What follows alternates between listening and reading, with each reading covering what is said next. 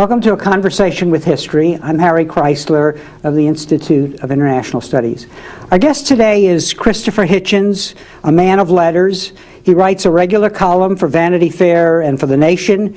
He's the author of numerous books, most recently Letters to a Young Contrarian and Unacknowledged Legislation, Writers in the Public Sphere. He is the 2002 Sanford Elberg Lecturer at the University of California at Berkeley. Christopher, welcome back, I should say. Yeah, well, thanks for having me, and nice to be back. Where were you educated? Well, first at a series of boarding schools for boys, prep schools. I was sent off when I was about 7 to boarding school because the family kept moving around. The first place I remember, actually, is Malta, when the British Navy still had a big base in Valletta. Powerfully influenced me, I think. My first memory is the Grand Harbour at Valletta, because I've always spent a lot of time in the Mediterranean and the Middle East and always felt kind of happy there. And maybe it's because of this first memory. But anyway, we kept shifting. So boarding school was the solution in those days. I was the first member of my family to go to a private school. One of these was a school basically for the children of officers and Navy and Army people on Dartmoor, Devonshire. Then I went to school, another boarding school, a Methodist-run boarding school in Cambridge, between the ages of 13 and 17. And then I got from there to Oxford University to read philosophy. And it's in England, this is called a conventional education, I think for the reason that it applies to only about 1.5% of the population. You've called yourself a rooted cosmopolitan, and you speak of a potentially democratic and cosmopolitan patriotism. This in a way harkens back to this background you just described. Yes, I can't believe, especially as you put it like that it does not in some way, because if you're partly English, well, I suppose in a way I'm wholly English. I mean, one of the things about that is you don't have much of an identity crisis. Okay? I don't know why it is, but we don't. In fact, the subject is the term is thought rather laughable in English life. But if you have an admixture of refugee, rootless cosmopolitans in your life and in your family background, and if your main impulse, as mine was, I discovered quite young, to move to the United States, somehow I always knew I wanted to do that. Felt like I'd been born in the wrong country, even though I love it and feel at home there. Yeah, this is having both roots and cosmopolitanism. I think, by the way, everyone should be so lucky. That's how I hope globalization plays out, that everyone knows where they come from and are secure in that knowledge, but nobody has to stay put if they don't want to. Can you tell us about any politically formative experiences early in your life that really, whether before you went to college or after you were at the university, that really pointed you on the trajectory that your politics took? Well, the background noise to my childhood, my boyhood, was the collapsing scenery of the British Empire, the last stages of it, and the subsequent defeat in 1964, when I would have been, I suppose, 15, born in 49, of the long reign of the post-war Conservative Party.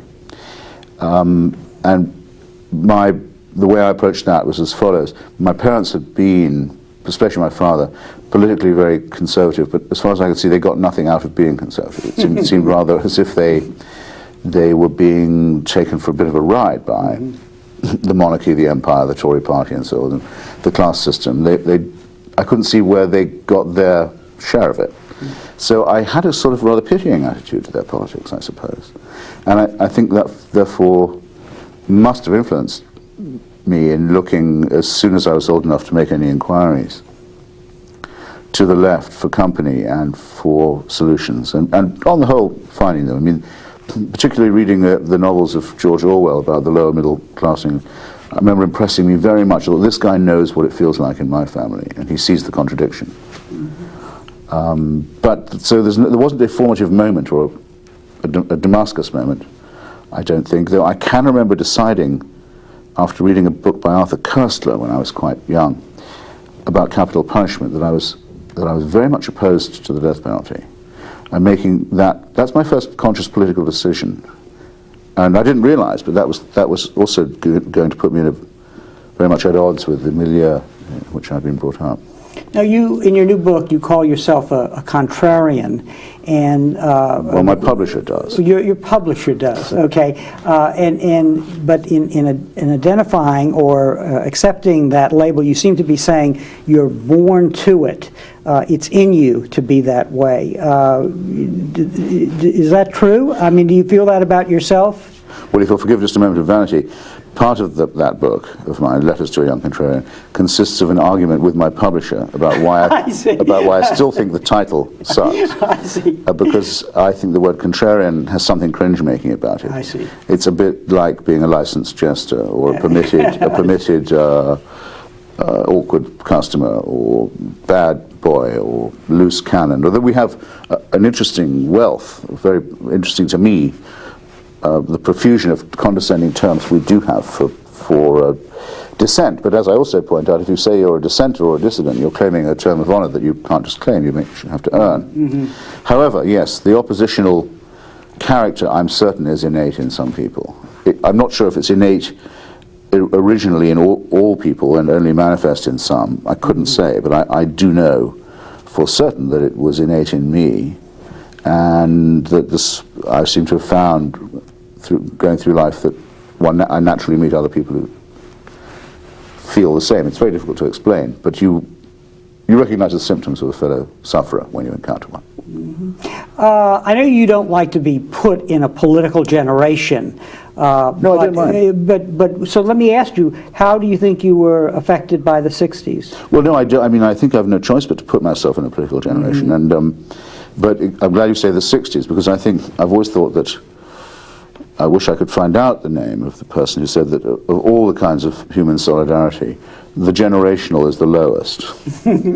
Because what do you have to do except have an accident of birth? Mm-hmm. I mean, to be a 60s person, all you have to do is be born in a certain year. It's like wine, except not as good. Right. To be a 68er, however, a 68er, we even have a French term for it now, mm-hmm. you have to have been someone who, in some sense, felt or saw the 68 crisis coming and was in some sense ready for it, or, if not that, was totally swept up in it, realized that here was a crux moment, a hinge year. Mm-hmm. And I'm lucky in that I made my decision that I thought it was going to be key in 67, I mean, the year I went to Oxford, actually, and joined a small Trotskyist, Luxembourgist organization, which in the next year kind of quadrupled, no, much more than quadrupled its membership. In the other sense of the 60s, I was rather cold towards things like drug taking, which I think is a pathetic pursuit, to the mistaking of work for play, mm-hmm. To the cult of youth, to all that sort of rather bogus utopianism. I never felt very strongly about that. I just did think it was a year to be compared with 1848 as a European and international revolution. Mm-hmm. And what do you think were the consequences of that period? I don't mean to say, by the way, by that I was against sex or rock and roll. Right. There was a certain amount of that. Yeah. But a lot of what people now remember, and what is now sold and marketed as the 60s, mm-hmm. so, I mean, my hair remained much the same length. Mm-hmm. I certainly didn't wear any beads. As I told you, I have contempt for narcotics. That kind of stuff, and for gurus. Mm-hmm. So, you know, I'm very, actually, one of the things that I spend a fair amount of time doing is defending a certain interpretation of the 60s, especially mm-hmm. the 68er, from the cheap and illusory and often bogus mm-hmm. stuff that is described as having been the 60s. And so what's lasting? That led me to a confrontation in my life, which, if you don't mind, yeah, no, please. might help us focus on another question, which I'm hoping you're going to ask me, which is the most famous person of my class at Oxford, or my generation, if you mm-hmm. prefer, was William Jefferson Clinton. Mm-hmm. So when people started to say, both for him and against him, well, at least he sure does express the spirit of the 60s, I thought, no, not while I'm around. He's not going to get mm-hmm. away with being the exemplary 60s person. Mm-hmm. That's a big difference. That's one of many quarrels between him and me. And it was because in whatever respect he identified with the right things of the 60s, he later renounced that identification. And when he was doing that, he was going along to get along as well, or going along to get along. And yes, sure, I mean, I actually know why he can claim not to have inhaled, mm-hmm. because I remember it only too well. He He's allergic to smokers, it happens, but he's not allergic to brownies, I see. into which large numbers of leaves can be mashed and mainlined. That's right. It was a rather clever response of his, Yeah. but shows the essential cheapness and dishonesty of the guy. And he was, I would say, a draft dodger rather than an anti-war person. And in other words, he's the cheap and nasty version of something that actually was, in many ways, culturally well worth having. Mm-hmm. And what do you think what had an enduring effect from that period in terms of our outlook on the world, the 60s? Well, I think myself that it exposed the hollowness of the Cold War in two ways. One, it said that there may or may not be a struggle with authoritarian communism, but you can't, in the name of that, justify something like the devastation by chemical pollutants and napalm and phosphorus of the people and landscape of Vietnam, nor can you justify having in Europe governments like that of General de Gaulle, General Franco, General Salazar, and General Papadopoulos, who were four European governments of the NATO alliance and that. We got rid of all them, or the 68 generation got rid of all that lot, and we at least contributed to stopping an unjust, aggressive war. But the people who I got to know in Cuba and Czechoslovakia and Poland, was also in that era, probably vindicated the promise in what may now be an even more important way, and it was that the last seismic echoes of that are, I think, what took place in 1989. Mm-hmm. It's indirect and in some ways unintentional, but many of the same people who I'd met then became part of the leadership of that great movement of emancipation. And also, you could tell from the style of the people in the streets of Berlin and Prague and Poland that year, blue jeans, rock and roll, posters of John Lennon and so forth, that yes, that they'd noticed that there was something liberating about this too. So in a way, the best vindication didn't come to me till I was, 39, 40. But it was well worth waiting for. And as a man who studies history, that you were ready to wait, that it took longer than it should have. Well, Hegel says somewhere that the owl of Minerva doesn't take wing until dusk. The owls don't fly till it starts to get dark. In other words, it's an overused image in some ways, but it's always been attractive to me because it is only at the close of an epoch that you can really say that it was an epoch at all. You can give it some kind of measure and depth. And yes, I don't think the owls of 68 became Minerva-like until 89. And even Timothy Garton-Ash, who took the same view in a funny way from a more conservative position than I did, diagnosed it roughly the same way, managed to do it in a hieroglyphic. And I don't believe in numerology, but if you write the letters 19, if you write the letters 68 and 89, and then turn them upside down, they are the same. So when did you decide to become a writer? I don't think it was, this may sound, I hope it doesn't sound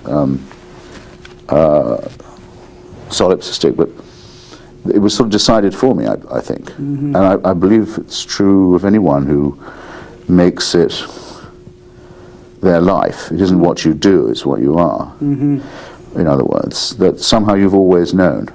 Anyways, I certainly felt that I'd always known, not just that it was all that I wanted to do, or felt I had to do, but probably all that I could do. I still can't imagine what it would be like doing something else. I mean, I'm sure I could be, say, a lawyer of some kind, but I just don't know what it would, I have no idea what it would be like. And if I was doing it, I feel like a sort of a conehead, wondering if all the people around me were noticing that he's almost behaving like one of us, but he's not really one. How do they do it? I have no idea. I only know one thing. Now you have a view of almost a political philosophy, of personal philosophy, and I'm just curious as to how that relates, or is it totally intertwined with your sense of yourself as a writer? You say, I think if the position of the independent mind or writer means anything at all, it means acceptance of individual responsibility. So talk a little about that in other words, the trajectory of your personal evolution is intimately tied with the way you write and what you write. Sure, and I certainly, the form it took with me when I was much younger was that I hoped to become a voice for a movement, that I would be one of its champions in print. For a while, from between 67 and about 74 or 5, I was a member of a Marxist organization, as I told you, a rather odd post-Trotskyist, Rosa Luxemburgist group, which I'm not sorry I was involved with. I learned a lot from it. But I probably stayed too long in, and one of the things that taught me was you mustn't become, or try and become, a party liner, however good the party may be. As a writer, that's a betrayal. And I wrote some good polemics and pamphleteering in that period, but I wouldn't want to reread any of it anymore, and nor, I think, would anyone else. So it's been partly an emancipation of myself from politics. Has been involved here, and I suppose also more confidence that people would actually care to read something by me that wasn't just an argument, that was a discussion or a review, or not about public affairs at all. You wrote somewhere, and I can't recall where this was, you said, I don't think liberals make very good writers. I think liberals are always trying to have it both ways. I think it may have been in the Berlin Review, maybe, or maybe not. No, I'm sure actually that's from the letters. The letters, okay. Yes.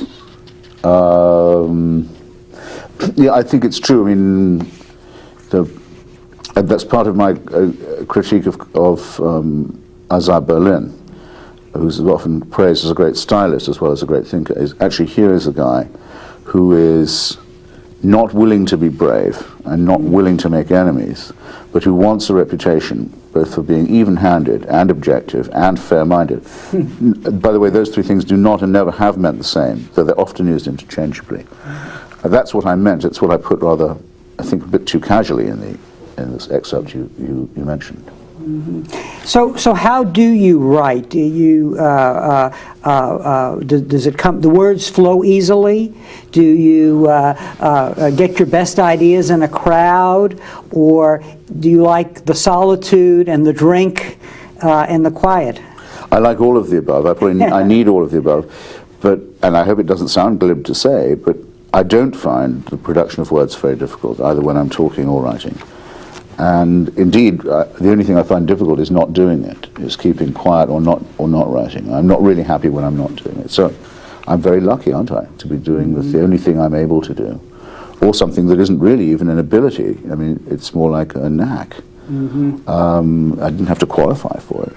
So that's luck, if you like. What more can I say? So how much do you, more, much more. How do you envision your audience as you write? Do you think about that person out there? I mentioned that you write for both The Nation and Vanity Fair. At one level, that sounds like two very different audiences. Maybe not. No, with The Nation, I have a very good idea of the sort of people who are reading me, and indeed have met. I've been doing the column for 20 years. I've probably met quite a lot of them, quite a fair proportion of them. Not that many readers. And I know exactly what a Nation reader is like.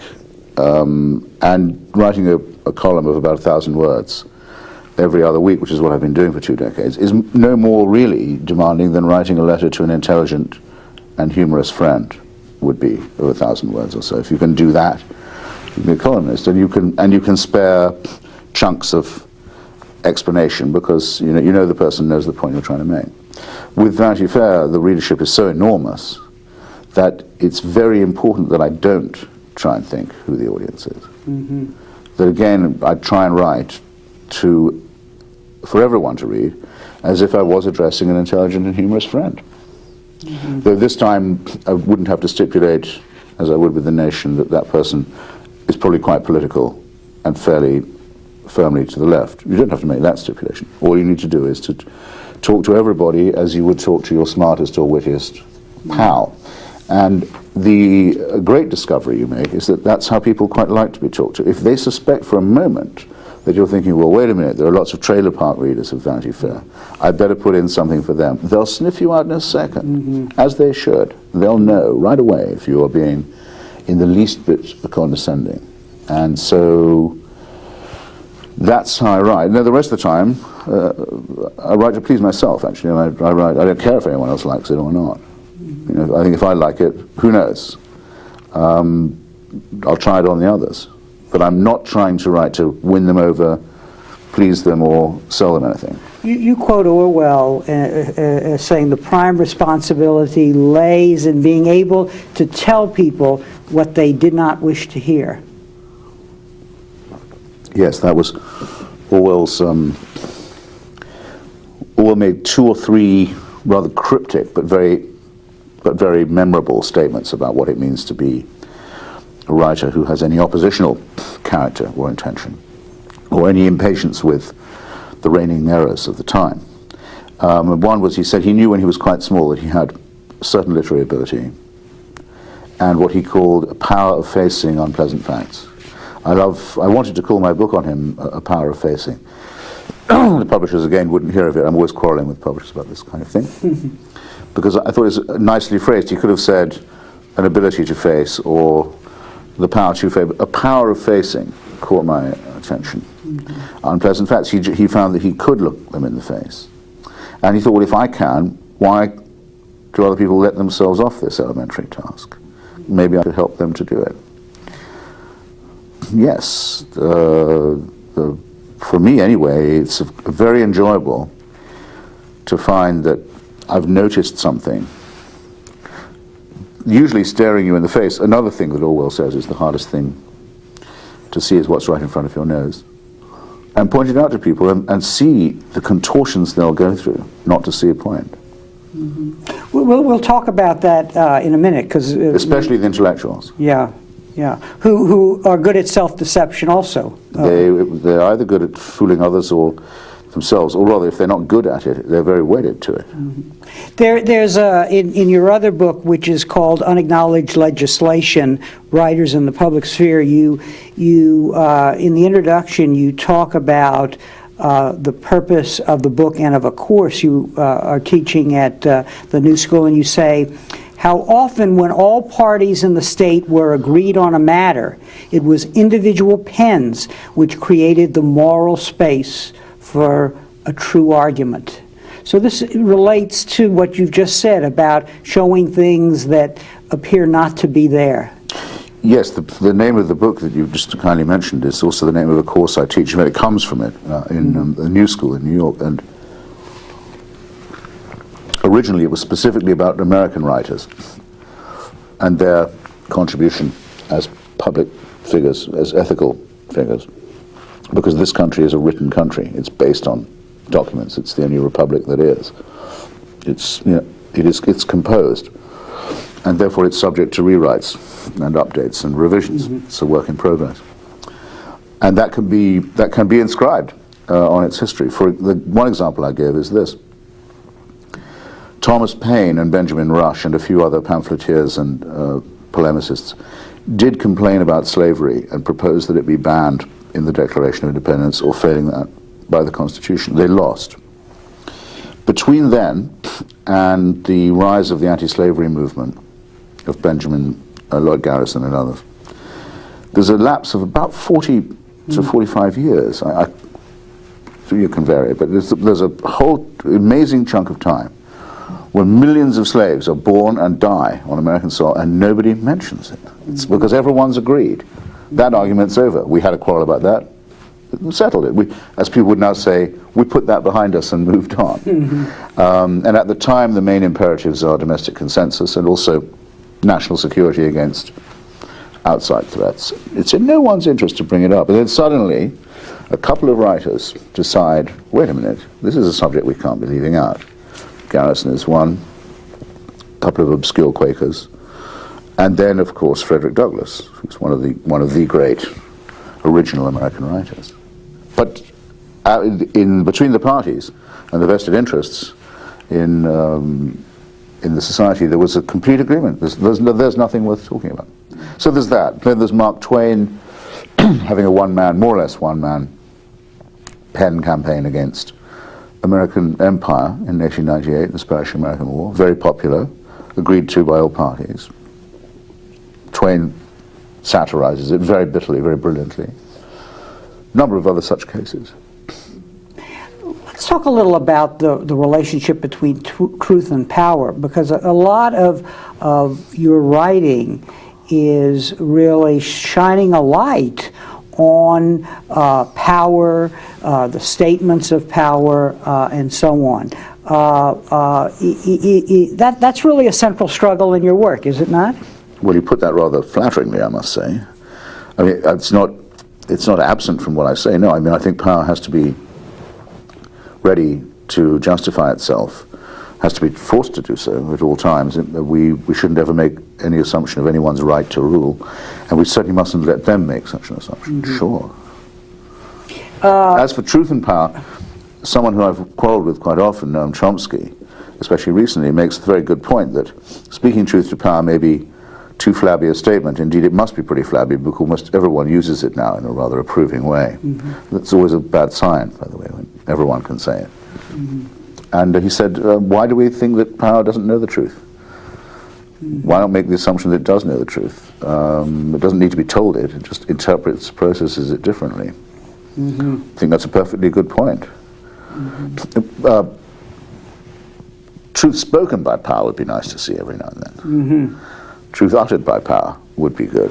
In fact, that's partly what one tries to wring out of them. Mm-hmm. Some admission or some clarity. Now, one of the areas that you have focused on in several small books are the icons of popular culture or of political power, and essentially pricking the balloon of illusion around them. Clinton being one.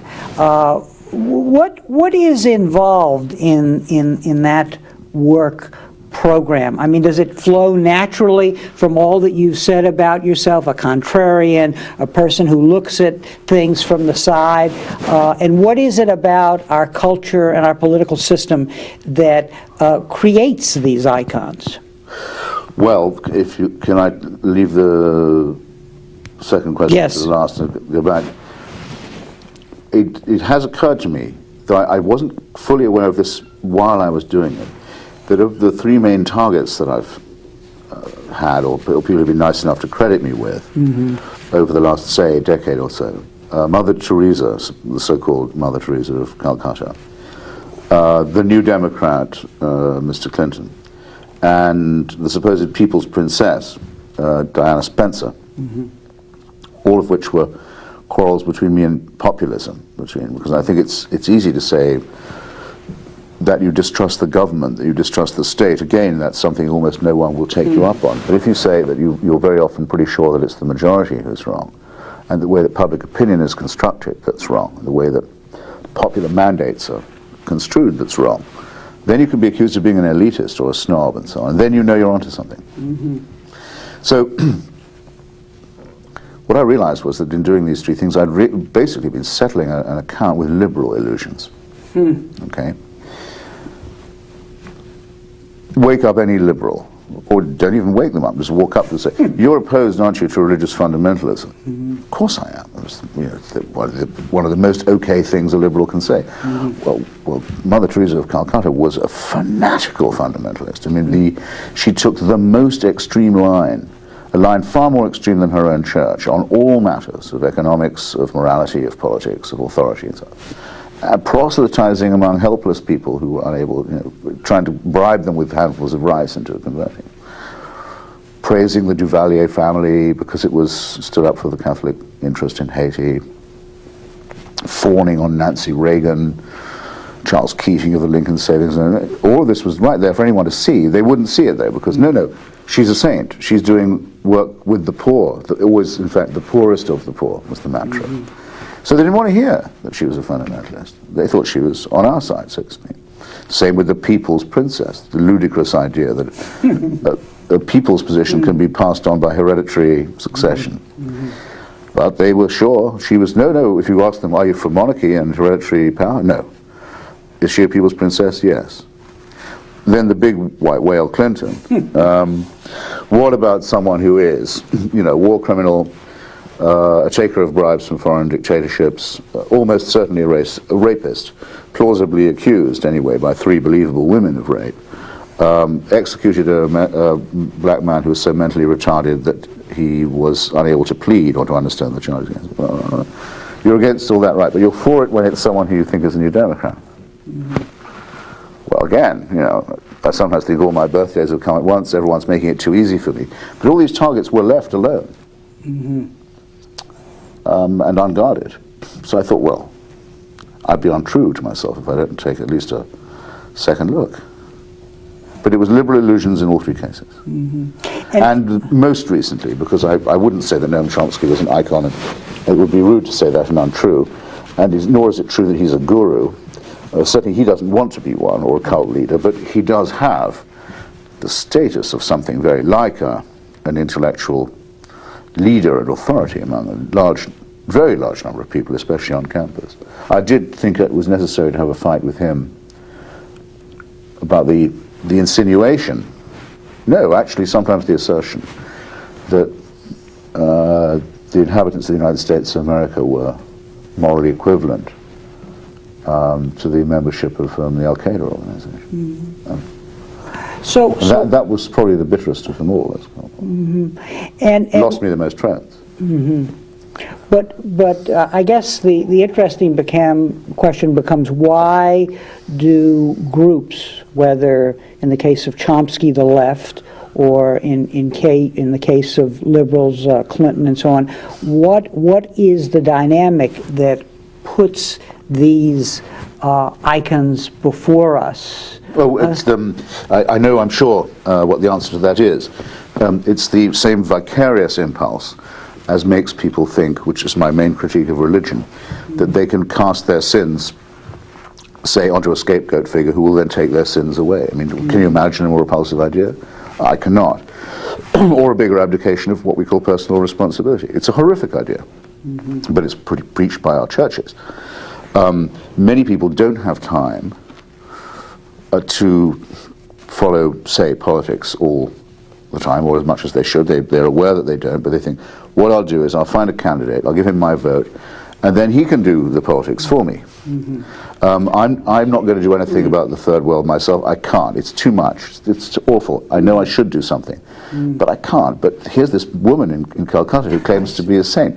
Well, I send her a quid or a dollar, or at least pretend that I thought she was doing it, because the rich world has a poor conscience. She can get on with doing that for me. And or Princess Diana perhaps would be the auxiliary. You know, she'll look after the crippled children and stuff. It's being vicarious. It's letting other people lead your life for you and make your decisions for you, and you're slightly relieved. You hope you've made the right call. It's a bit like celebrity culture, actually. It's taking people and judging not their reputation by their actions, but their actions by their reputations. So you're living a little through them. Well, I'm against the virtual life. I'm against the vicarious life. I think people should get a life of their own. So that's what I'm really arguing with them to do. And because of that, one can be accused of being a snob, a superior type, and so on. As I say, an accusation that increasingly delights me. It sounds like you're saying that what you're witnessing there, or what is behind what you're witnessing, is an abdication of responsibility. Certainly, it's a willing surrender. I'd rather say it's almost a pleasurable, masochistic surrender. You know, we'll leave that to Bill, or Mother T, or whoever it might be. Sure, yeah, that's handing it off. Then we can go on with doing. I'm never sure exactly what they get. I mean, what are they doing with the rest of their lives? These people, I'm not sure, but I do know this, that if you point out to them that they've been fooled, they just gave their savings to someone who's a swamp real estate artist, they do not thank you for pointing it out. They're much more likely to blame you than the person who's just defrauded or deceived them. Why? Because they don't like to be told that they're gullible. People like to think that they're smart and wised up. Is it? Do you surprise yourself in the fact that a British lefty has wound up in the United States writing about American politics? No, not at all. I mean, I think the United States is fantastically hospitable in the first place. In the second place, it's very hospitable to writers. And in the third place, this may be a privilege that is just pure luck on my part. It's very hospitable to English people. And because the big secret of the United States is class and empire, okay, everyone knows there is a class system in an empire, but it's not officially admitted that there is. Whereas in England, those are the subjects that we're brought up inhaling with the milk of our mamas. We know something about it, and we can intuit it. It's part of our instinct as well as our education. Actually, it does give you a slight edge in arguments about the United States. I think that's the key myself, rather than any literary ability, which is often what Americans believe. They think that the British are more elegant and ironic than they are. It's not true at all. The British are very crude and very unironic, a very literal mind for the most part. But I don't want everyone to find out, by the way, that I don't want this trade secret. I see. Long may the illusion. Because long may the illusion that British people have sort of a clearer hold on the Oxford English Dictionary persist. I see. But also, I thought you were saying you didn't want to give the trade secrets away. That this is a field where there's a lot of work to be done. I'll just have to hope this channel is only watched by the elite, I think. Which is very possible, or even less. Fine. You said recently that in an interview that I saw, you're a socialist living in a time when capitalism is more revolutionary. Yes. Talk a little about that and Actually, what it tells us about your politics.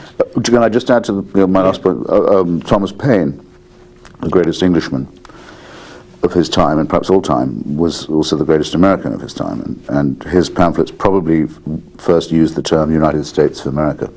So it may be for that reason, too, that English lefties feel at home here. And to my point, then, about what my own politics are, I remember writing that, or something like it. I may possibly have said, a Marxist living in a time where only capitalism appears to have revolutionary potential. Because it's easier to say that I still think like a Marxist politically, because I do. It's the way I was trained, and I think the materialist conception of history hasn't been bettered as an explanation of the way things happen. But the prescriptive bit, what should happen, or what's going to happen, seems to me to have dissolved, rather. So that to say that one is a socialist is more like expressing an attitude than really a politics. And there came a time, actually, when I was writing the letters to a young contrarian, when I thought, look, this is for the young, and it actually is written to students of mine. I don't address it, but I always have them in mind, individuals, when I'm writing. Well, you mustn't try and fool anybody. If you're going to do that. You mustn't lie to the young. And if you've concluded that there is no longer an international socialist movement, that it's not going to revive, you're really only being a poseur if you say, but you're a socialist nonetheless. And that's the position I'm in now. But I miss it. I miss it like an amputated limb.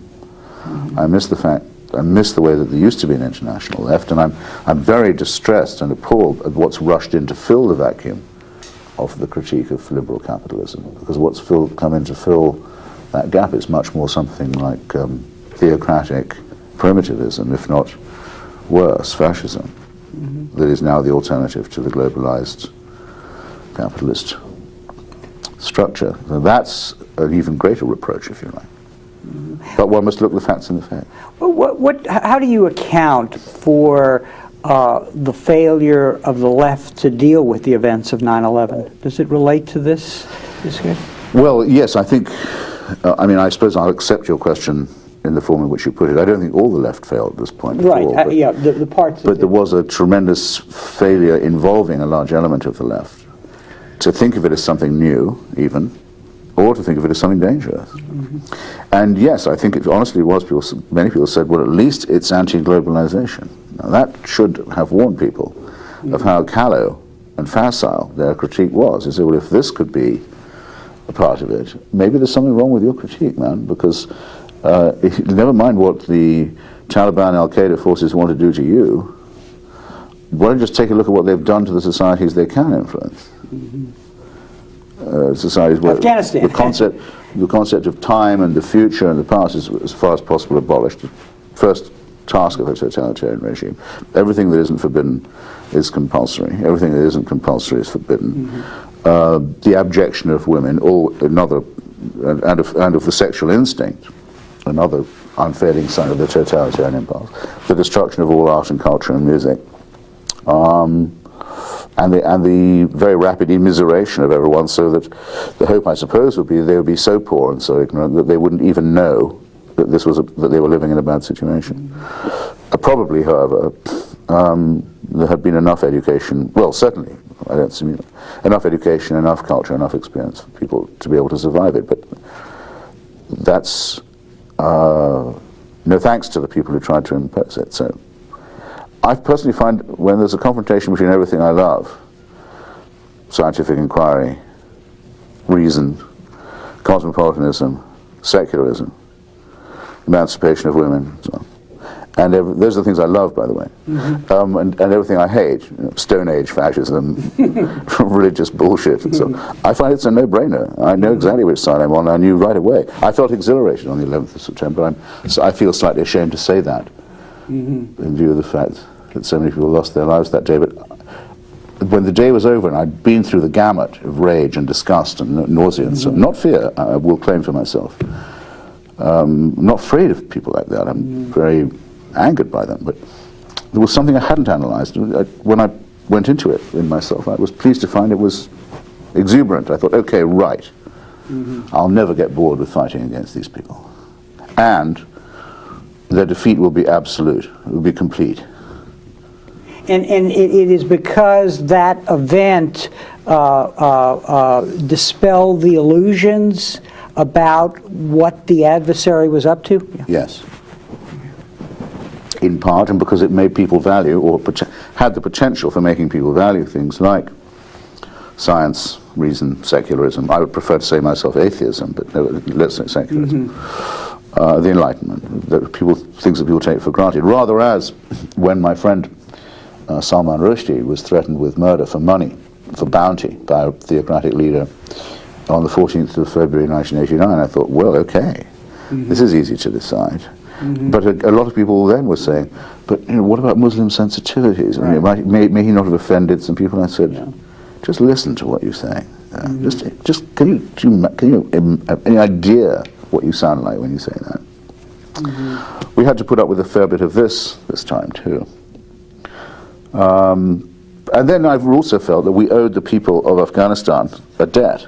I mean, we had let these Taliban characters take over their lives in their country because they were the clients of our filthy Pakistani military clients. I thought, well, here at last one can point out to people, we have to cancel this appalling debt and remove this foul regime. And I'm only sorry it didn't lead to the collapse of the Pakistani one.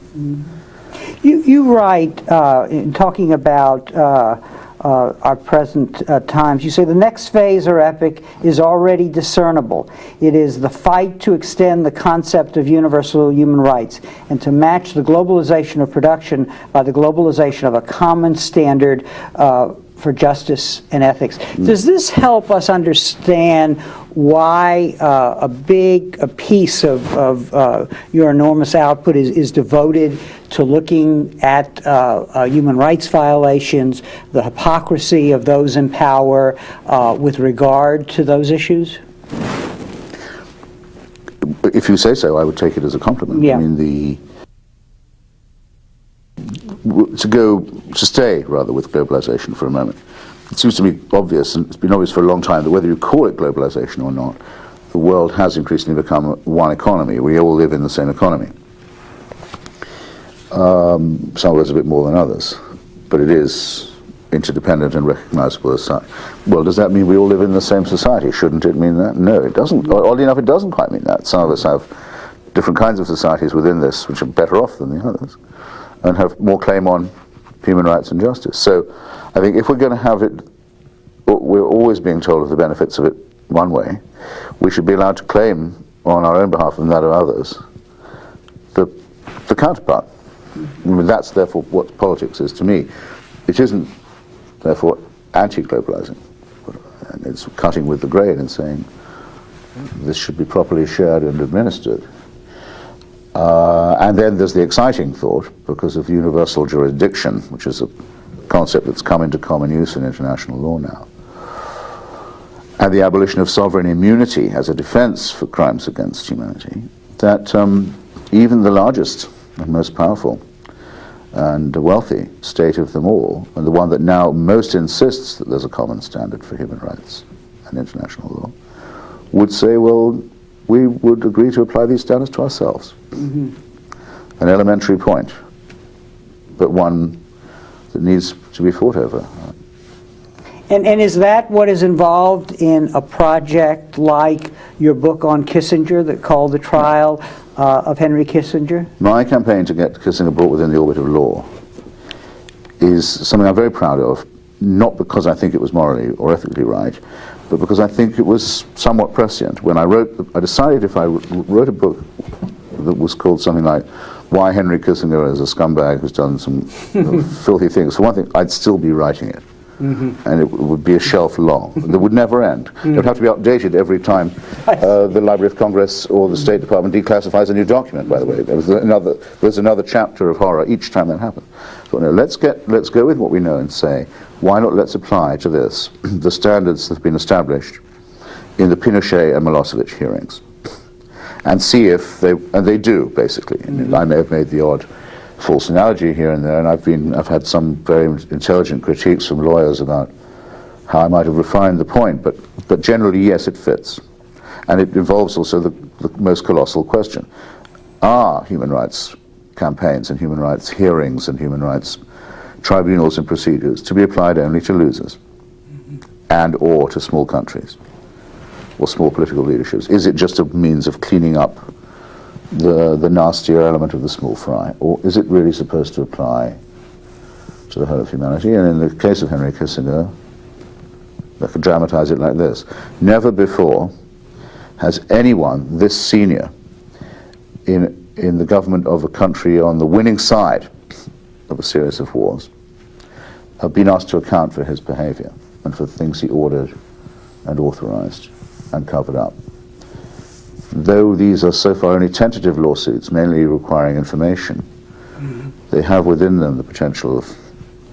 They force the question on the United States and its citizens, do we expect to abide by the standards we impose on others? Well, there couldn't be a more important question than that. There is another motive, of course, which is I simply think that the mere continued existence of this man in this culture and the way he's fawned on by my profession, the press, mm-hmm. and another profession of which I'm a part-time member, the academy, and another profession with which I'm concerned, the publishing industry, all of whom have colluded in his lies, mm-hmm. his fraudulence, his falsified publications. That's something that, on aesthetic grounds alone, mm-hmm. Makes one determined to put it right. It sounds to me like in your work you're obviously a journalist, but only part journalist. I mean, the journalist who goes out and does the digging and finds the evidence, for example, in the Kissinger book, gathers the information that is coming out and so on. But on the other hand, somebody who's really very theoretical, who sees a big picture and relates that research to it. I mean, this is an obvious point on the one hand, but on the other hand, many of your colleagues don't do that in the American press. Well, you keep putting me in this false position of asking questions which allow me to answer by saying, well, how right you are to say it. There should already be a statue to me in Lafayette Square. And I mean, I find it so difficult. You're pushing an open door, I warn you. Okay. It's more like this. Look, as to the digging, I mean, I acknowledge in my Kissinger book, most of the spade work on the Kissinger stuff was done by other people, or is bought at the sacrifice of other people's lives. In other words, we know of certain terrible atrocities which Kissinger committed. So, I mean, I'm simply assembling raw material which is very dearly bought. Mm-hmm. And yeah, it's true, I didn't when I thought to myself, now would it be nice to do an investigation into the crimes of a recent Secretary of State? I wonder which one. I'm sure if I dug into the life of Cyrus Vance, I'd uncover all kinds of... I didn't need a roadmap to decide mm-hmm. which one it was going to be. No, I mean, one is not flying completely blind. And And so there's that. By the way, according to the sort of the Chomskyan worldview, I would have done just as well to investigate Cyrus Vance, because it's all the same. It's the system, not any one individual. I don't quite obviously believe that. Individuals do count and make a difference, and so do individual characters. But yeah, the reductio ad absurdum would be, why didn't I do Madeleine Albright or Cyrus Vance? I've discovered equally bad things. Not so. This is a truly spectacular case of an international rolling crime wave associated with one man. But I would far rather be recognized or discussed for what I'd written in the same year about Oscar Wilde, or Anthony Poe, or Patrick O'Brien, or Arthur Conan Doyle, because this is what I really do most of the time, and it's much harder. It involves much more reading and much more thinking. But politics, is someone no one can abstain from, but it shouldn't be much more than 25% of anyone's life, I don't think. And let's talk about this other part of your writing, which we really haven't addressed, and that is really a scholarly effort to understand some of the great writers of our time. Is that kind of work different, and in what ways is it different from writing about public issues? Well, it's true. In my main collection of work on that kind of topic, I do say that the public sphere of these things is always important, and someone who's got no knowledge of or interested in politics would be slightly, not necessarily blind in one eye, but perhaps a little near or long-sighted. It's necessary to have that. So if you're reviewing, say, Patrick O'Brien's wonderful sequence of novels about the Napoleonic War at sea, if you don't know something about what was going on then, and what the struggle was between the French Revolution and Napoleonic successions to it, and the British Empire, the novels would be that much less interesting. Indeed, I begin the argument there by saying that actually the Napoleonic Wars should be called the First World War. That was the first global war there ever was.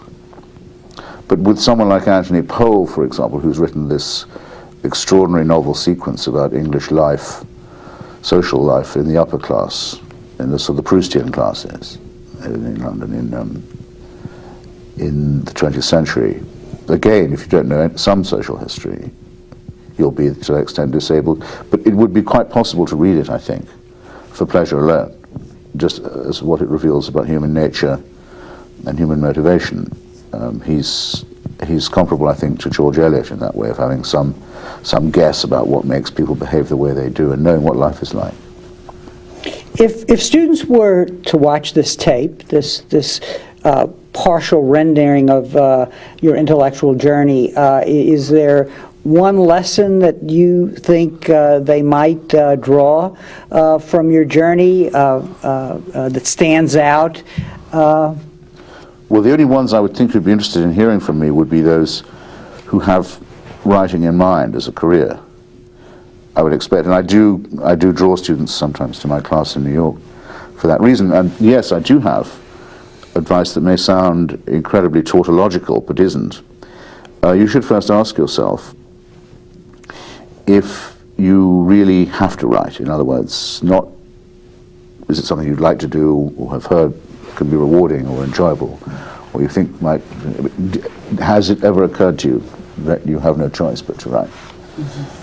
There's always someone, when I say this in a room full of students, who looks at me suddenly as if, how did you know that? And that's how I do know. And if that's true, then it's fine. It will work. You will get it done. You may not be a howling success at it, but at least you will know you're doing what you're supposed to be doing. And that's a pleasure lots of people don't have. And conversely, if you don't feel that, you might want to try something else. Because I doubt you'd be able to survive the disappointments that are inevitable. So it may sound to those who are immune that that's too easy to say, but actually it took me a long time to work it out, and I found that it works as advice to those who need it.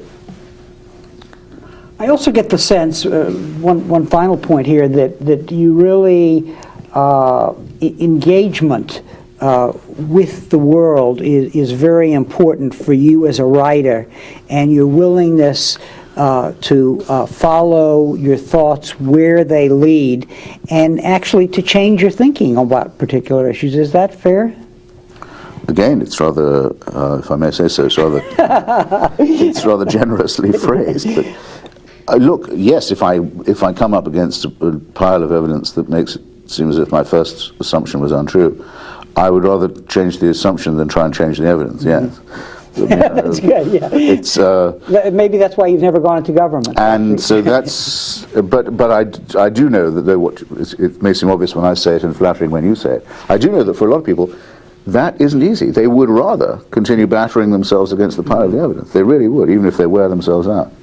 And as for going out and having a look for myself, well, I think it's essential. As part of being an internationalist is wanting to see how other people and societies are, and how they look and feel. And I think some of the happiest moments of my life, as well as some of the most miserable ones, have been trying to do that, from North Korea to the Congo, which are the two places that have depressed me most and made me see how miserable human life can be made to be by other people, not by just the misfortunes of our nature or Mother Nature.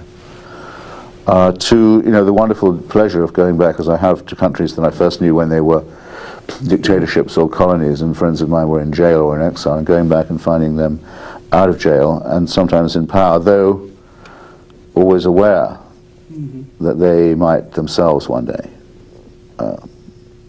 repeat the mistakes. Still, being able to have seen that happen a few times has been, I think, the highest of the pleasures that go with this kind of life.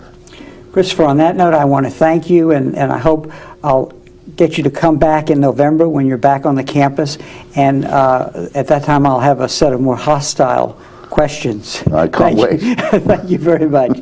And thank you very much for joining us for this conversation with history.